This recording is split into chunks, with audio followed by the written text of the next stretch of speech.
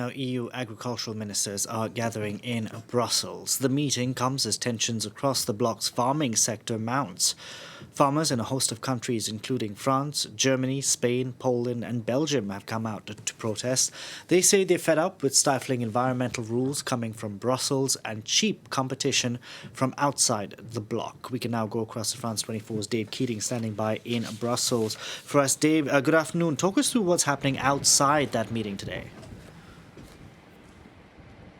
Yeah, we've got some pretty wild scenes here, but I should say it's wild scenes we've gotten quite used to because there have been a lot of these farmers' protests. There was a huge one just earlier this month when there was a European summit. We're seeing the same kind of pattern here. So you can see behind me there are tractors sitting on the street. So they brought 1,500 tractors into the city, and those tractors are blocking key thoroughfares. So this is Rue de la Loi. It's the road that's right in front of the European Commission, the EU's headquarters, and it is one of the main arteries in the city. So they've brought the city to a standstill successfully. Also, public transport, all the stops around here have been closed. A little further down the street, we've seen some skirmishes with police, the use of water cannons. I'm told they just started using tear gas on some of the protesters, and that's happening immediately outside where those 27 national agriculture ministers are meeting to talk about possible changes to the common agricultural policy to satisfy the farmers' concerns.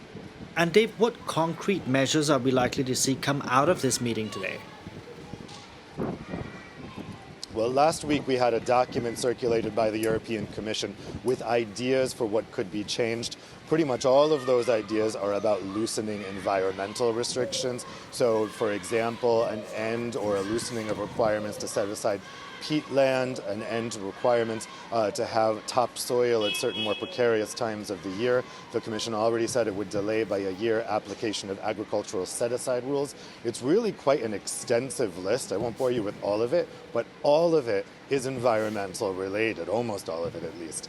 And so, this is a big concern. Basically, the CAP is revised every 7 years. The last time it was revised was 2021. That's when they added in all these new green requirements that they had failed to do for so long because the CAP is a very conservative policy. It's very hard to change. Now it looks like the Commission and member states are ready to walk all of that back.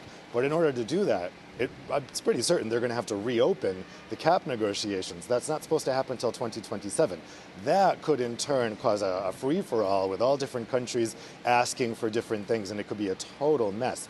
So I think that's the concern. They're trying to figure out how they can make the adjustments to calm the fears and the concerns of the farmers without having to completely reopen the CAP and have a Pandora's box be opened. Dave, one of the issues, farmers have been saying they're out on the streets across many parts of Europe to protest. Of course, you mentioned environmental issues as well as red tape, but one we often don't hear about is those agricultural imports that have been coming in from Ukraine, specifically chicken and grain imports. Are EU officials likely to touch this point? No, they're not, because that's not in the strategy document that the Commission released last week. In fact, the Commission went ahead and reauthorized for another year, I believe, the tariff-free import of those agricultural products from Ukraine. Now, the Commission did add something in this reauthorization. They added an emergency brake, which would be triggered if any particular agricultural product from Ukraine is flooding the EU market. But critics say, farmers say, that the threshold for that emergency brake has been set so high as to mean it probably would never actually kick in. But certainly in terms of what they're discussing today, there is no talk, at least based on the strategy document they have, about changing the way those agricultural products are flooding in from Ukraine.